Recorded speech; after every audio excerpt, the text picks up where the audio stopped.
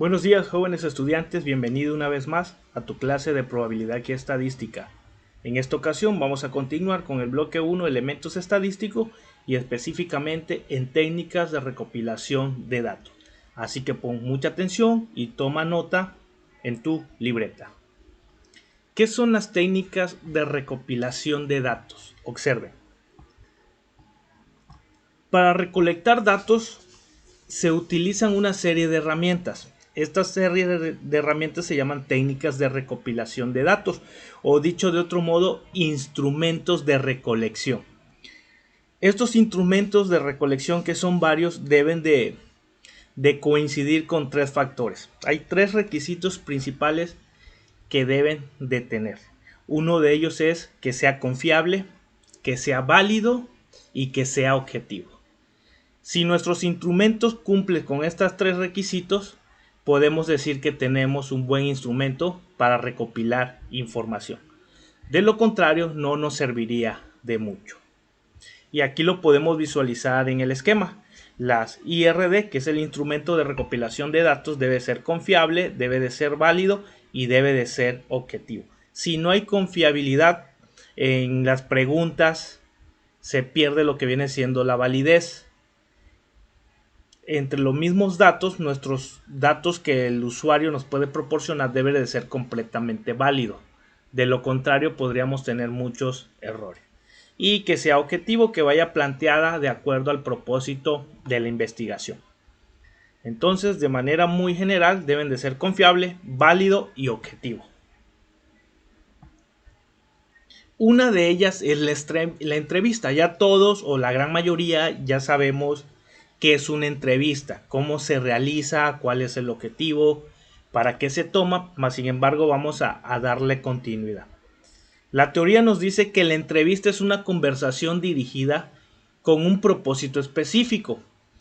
Es un formato de preguntas y respuestas, donde una persona se va a encargar de hacer las preguntas y la otra persona va a responder en forma de entablar un diálogo. ¿Cuál es la finalidad? Recopilar información.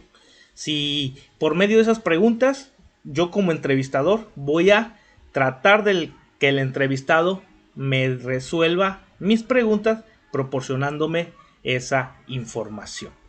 ¿En dónde las podemos ver? En los diferentes medios de comunicación, cuando alguien va a solicitar un trabajo y necesita conocer las habilidades de las personas que van a postularse, ahí se ocupa la entrevista, etcétera. Creo que de esto ya sabemos un poco. Continuemos. Otras de las técnicas empleadas es la encuesta.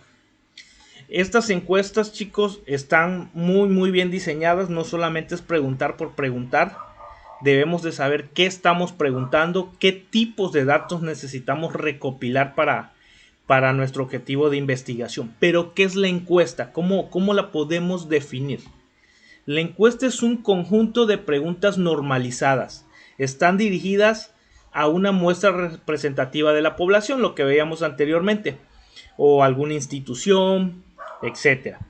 ¿Cuál es el fin? Conocer el estado o opinión de hechos específicos que nos pueden representar datos significativos a nuestra investigación. ¿Cómo se elabora? Generalmente es un formato en papel.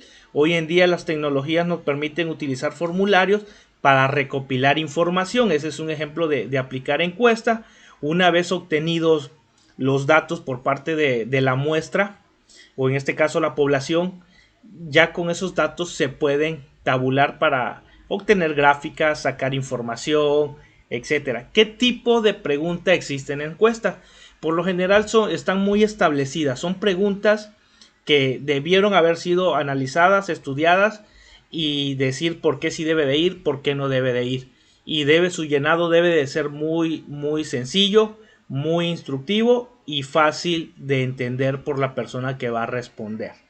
Un tipo de respuesta puede ser sí, no, mucho, pocas veces, ninguno, dos, tres, etcétera. Muy difícilmente vamos a encontrar, cuando recogemos una encuesta, preguntas abiertas. Por lo general, repito nuevamente, ya están estandarizadas para elegir una de las múltiples opciones. Eso conocemos como encuesta. Continuemos con la siguiente. La observación es otro instrumento de recopilación de datos, desde luego que sí. Es un poco distinto, pero sigue siendo un instrumento para recopilar datos. ¿Cómo la vamos a definir? La definimos como el proceso que se realiza para dar seguimiento al fenómeno que se desea analizar. Para esto se va a utilizar una guía de observación. ¿Qué aspecto debo de tomar en cuenta de esa observación que estoy haciendo? Por ejemplo, si yo me paro en una autopista y quiero saber cuántos vehículos cruzan por minuto, en un minuto determinado voy a estar contando cuántos carros están atravesando en ese momento esa autopista. Esa información, que es un fenómeno de observación, para mí en mi investigación me puede servir para otras cosas. Otro ejemplo muy seguido, por ejemplo, cuántos muchachos o jóvenes entran a una tienda en determinada hora pica del día. Una persona va a estar observando y va a estar contabilizando cuántos jóvenes entran durante esa hora a esa tienda. Y son datos que tal vez parezcan nada relevante, pero nos van a brindar mucha información acerca de nuestra investigación y qué es lo que queremos observar. El propósito de las observaciones es múltiple, ya que permite al analista determinar qué se está haciendo, cómo se está haciendo y quién lo hace y cuándo se lleva a cabo. Esto es totalmente la observación. Ahí podemos ver la imagen del niño. Aquí vemos un niño que está observando a un insecto que está sobre una hoja y el otro está anotando. Que ahí pueden estar observando varios fenómenos que establece este animalito. Pero si lo tomamos a datos estadísticos, eran los ejemplos que les mostré completamente. Eso es la observación. Un instrumento más de recopilación de datos es la experimentación. ¿Qué va a pasar con la experimentación? Es un conjunto de procesos utilizados para verificar las hipótesis. Consiste en reproducir y observar varias veces el hecho o fenómeno que se quiere estudiar, modificando las constancias que se consideran convenientes. Un ejemplo, bajo ciertas características, yo puedo determinar que un fenómeno se puede dar. Pero ¿qué pasa si modifico una variable? Obviamente el resultado va a ser distinto, algo va a suceder. Estoy modificando y por lo tanto voy a encontrar un nuevo resultado que es completamente distinto. ¿En dónde se va a hacer el caso? Vamos a analizar este ejemplo gráfico y después damos algunos ejemplos. Aquí podemos ver este muchachito que tiene unas plantas, unas semillas y probablemente el primer bote tiene mucha agua, el segundo tiene el agua adecuada y el tercero está completamente sin agua. Todos están expuestos a la misma hora durante el sol. Él está experimentando, modificando parámetros, modificando variables, a ver bajo qué condición se puede desarrollar mejor el germinado de esa semilla. Es un ejemplo de la experimentación. Probablemente una se va a desarrollar más rápido, otra va a ir muy lento o la otra de plano no se va a desarrollar. A eso se refiere con experimentación. Lo mismo pasa si estamos probando cremas. ¿Cómo sabemos que esta crema es perfecta? La tenemos que aplicar en muchas personas, a ver si causa alguna reacción, qué es lo que está sucediendo, a cuántas personas le cae bien, cuántas personas le cae mal, etc. ¿Cómo recojo información? A través de la experimentación. Y en las estadísticas se va a dar que hay muchos casos en el que hay que experimentar para obtener resultados. Eso es un ejemplo de experimentación. Continuemos. La documental. Las técnicas de recopilación de datos documentales son aquellas que se van a basar en las fuentes bibliográficas, en los documentos que ya fueron escritos en papel y que quedan como un acervo histórico. Hay investigaciones que ya están impresas, hay muchas tesis que ya hicieron mucha investigación, hay periódicos que ya tienen investigación de hace tiempo, pero que aún hoy en día pueden ser relevantes para nuevas investigaciones.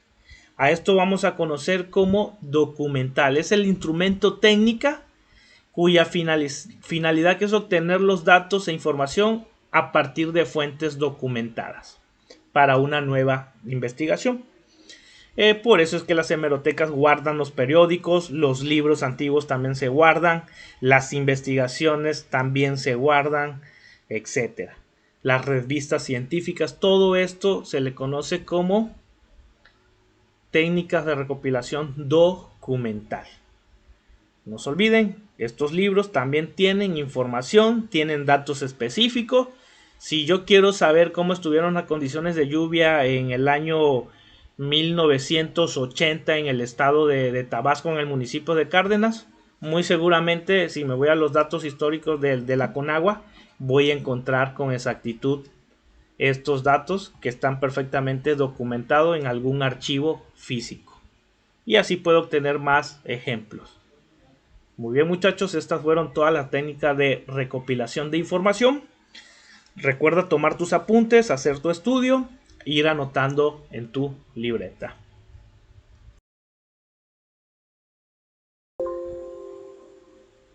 Continuando con el bloque 1, elementos estadísticos, llegó el momento de ver las técnicas de muestreo. Como pueden ver, las técnicas de muestreo las vamos a tener divididas en dos sesiones. Aquellas que son del tipo probabilísticos y no probabilístico. En este caso nosotros nos vamos a centrar en aquellas técnicas de muestreo del tipo probabilístico, que son aleatorio simple, aleatorio sistemático, estratificado y conglomerados. ¿Para qué nos sirve una técnica de muestreo? Si no queremos hacer el estudio a toda la población, sino solamente a una muestra representativa, utilizamos las técnicas de muestreo, que es lo que voy a mostrar a continuación. La primera de ellas se le conoce como muestreo aleatorio simple y es la más sencilla y básica de utilizar. ¿En qué consiste? Vamos a listar a todos los elementos de la población y seleccionar aleatoriamente a unos cuantos elementos de esa misma población. Un ejemplo de ello: una empresa tiene 50 empleados. Se requiere extraer una muestra de 30 de ellos. ¿Qué es lo que tenemos que realizar? Como primer paso, vamos a enumerar a todos los trabajadores del 1 al 150. Una vez que cada trabajador tenga asignado su número, yo puedo realizar un sorteo por medio de una tómbola. Puede ser electrónico o física. La empiezo a girar y voy a sacar 30 números al azar. Y esos 30 números que yo saque al empleado que le correspondan, los 30 serán mi muestra. ¿Cuál es la ventaja? Que los 150 empleados tienen la misma probabilidad de ser elegido. De ahí el nombre de técnicas de muestreo probabilístico, porque cada individuo tendrá la misma probabilidad de ser elegido. Un ejemplo: en el salón de clase habemos 40 alumnos. ¿Qué voy a hacer? Voy a enumerar del 1 al 40 conforme al número de lista.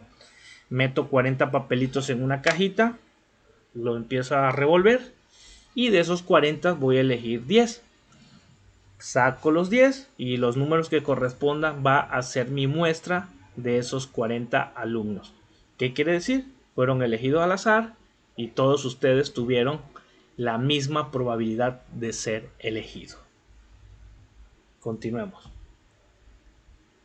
Hay un tipo de muestreo que se llama muestreo aleatorio sistematizado. Los elementos, en este caso las personas que conforman mi población, van a tener la misma probabilidad también de ser elegido. Pero ¿cómo se realiza con este tipo de muestreo? Mire, consiste en el que el investigador elige aleatoriamente al primer individuo de la población. A continuación, el investigador selecciona el enésimo sujeto de la lista. Un ejemplo: si tomamos el mismo anterior, 150 empleados, pero en este caso necesito 30 para mi población, es lo primero que voy a determinar, el valor de K. ¿Quién es K? N mayúscula entre N minúscula. ¿Qué quiere decir? Mi población entre el tamaño de mi muestra. En este caso es 150 entre 30.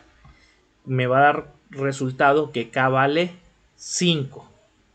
Repito, población 150 y mi muestra la quiero de 30 individuos. Es por eso que divido 150 entre 30 y como resultado K va a ser el valor de 5. Ese es el primer paso. El segundo paso es determinar un número aleatorio entre 1 y K. Recuerden que K vale 5. Y en este caso voy a decir que es el número 2. Mi valor inicial representado por I será el número 2. Ese número aleatorio que elegí entre 1 y K, que sería 5. En este caso elijo 2. Puede ser el 3, puede ser el 4. Pero quiero el número 2. ¿Esto quién lo define? El investigador. Y el tercer paso, voy a contabilizar a partir de mi número inicial el enésimo elemento que ha sido K. Y vamos a ver cómo se ve en la lista. Observen que aquí tengo un muñequito en color rojo. ¿Quién es I? El valor inicial. Empiezo en el número 2. ¿Quién es K? 5, que va a ser mi enésimo elemento. Empiezo el conteo. 1, 2, 3, 4 y 5. El siguiente a elegir para mi muestra es el sujeto número 7. Sigo contabilizando 5. 1, 2, 3, 4 y 5. El siguiente elemento de mi muestra será el número 12 y así subsecuentemente sigo contando de 5 y el siguiente que toque vendrá siendo el elemento de mi muestra. ¿Cuándo voy a terminar? Cuando tenga seleccionado a mis 30 individuos que van a conformar mi muestra. Espero que haya quedado entendido. Recuerda ver tomando apuntes, si no pausa el video y vuelve a reproducirlo para que lo entiendas. O repetimos. Seleccionamos primero el valor de K. Recordemos que es el tamaño de la población entre la muestra que quiero para que me dé un resultado y ese resultado es el valor de K, que sería 5. Después voy a determinar un número aleatorio entre 1 y K que se va a llamar valor inicial. En este caso quiero iniciar en el 2. Esto lo define el investigador. Y a partir de ese valor inicial voy a contar de 5 para elegir al enésimo número elegido. Empiezo en I, que va a ser 2, cuento 5, 1, 2, 3, 4 y 5, selecciono al individuo número 7. Vuelvo a contar 5, 1, 2, 3, 4 y 5, selecciono al individuo número 12. Vuelvo a contar 5, 1, 2, 3, 4 y 5, que ¿cuál vendría siendo? 13, 14, 15, 16 y 17. Sería el individuo número 17. Y recuerden, continúo de esta forma hasta tener mis 30 individuos que van a conformar mi muestra. Acá tengo un ejemplo para reafirmarlo. El investigador tiene una población de total de 100 individuos y necesita 12 sujetos. ¿Qué tengo que hacer? Encontrar el valor de K. ¿Quién es K? 100 entre 12 me da como resultado 8.33. Lo redondeo al más siguiente, que sería el 8. En este caso fue en orden descendente. Elige su número aleatorio entre 1 y 8. En este caso quiero elegir 5. Ese sería mi valor inicial. Empiezo con el individuo 5. Al 5 le sumo 8. Elegiría al individuo 13. Cuento nuevamente 8 más. Elijo al individuo 21. Cuento nuevamente 8 más.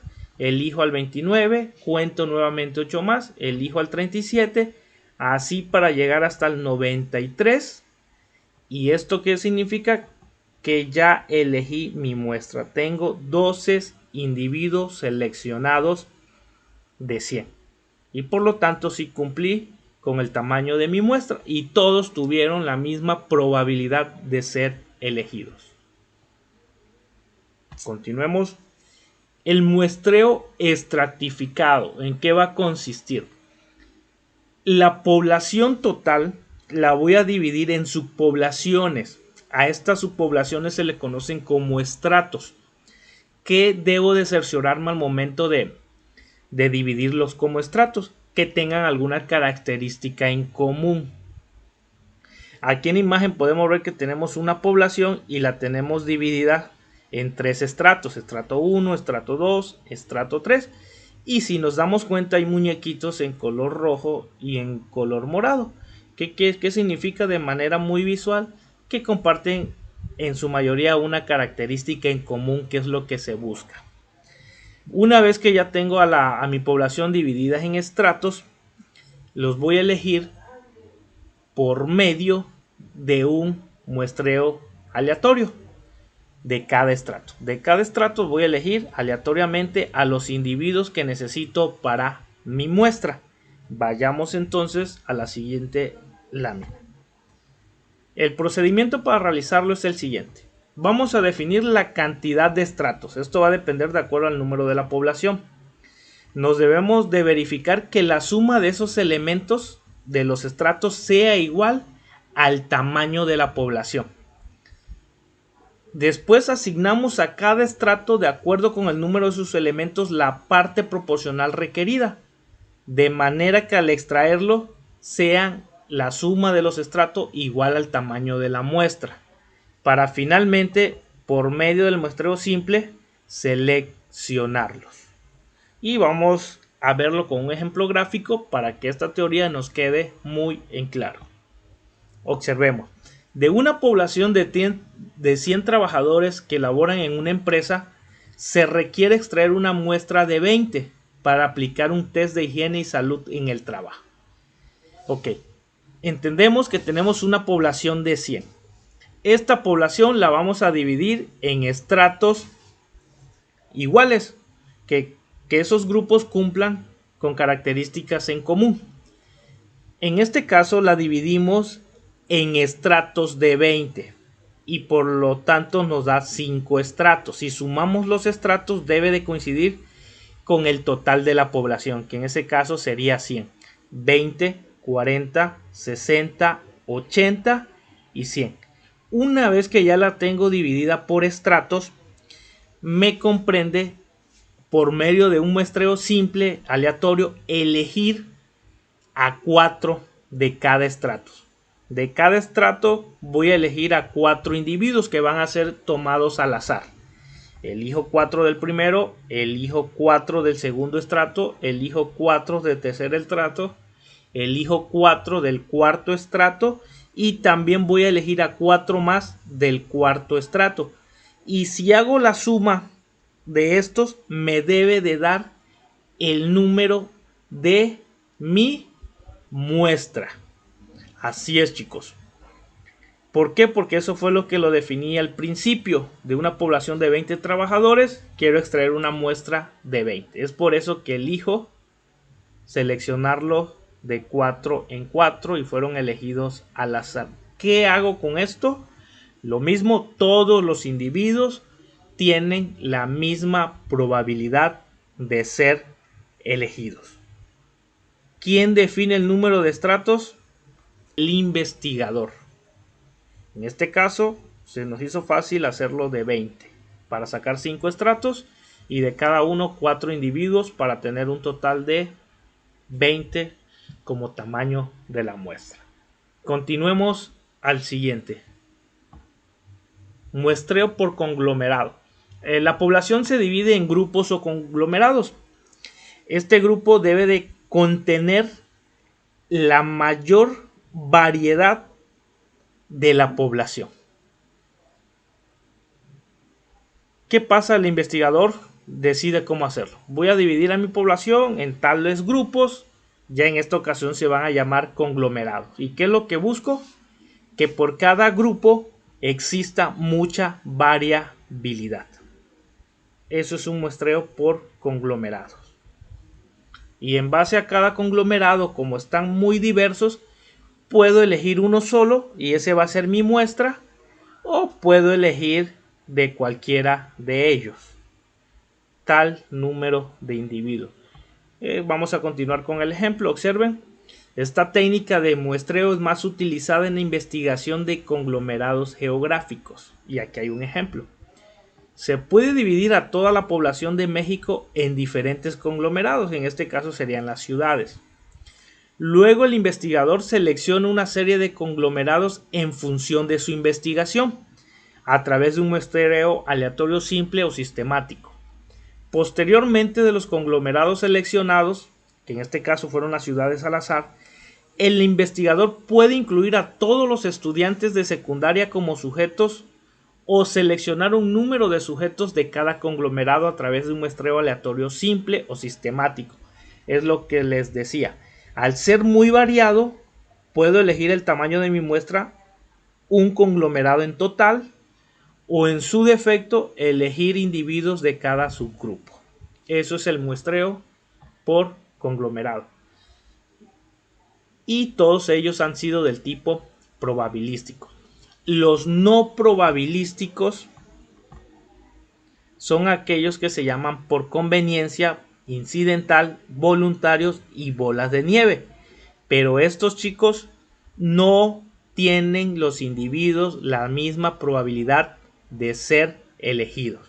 Es por eso que en este caso no hago los ejemplos. Mas sin embargo, a ti como estudiante te corresponde en tu guía didáctica hacer la lectura y tomar los apuntes en tu libreta para que así conozcas de qué se trata. Recuerdan que durante la clase en Teams estaré resolviendo todas sus dudas. Es importante que también las anotes. Hasta luego.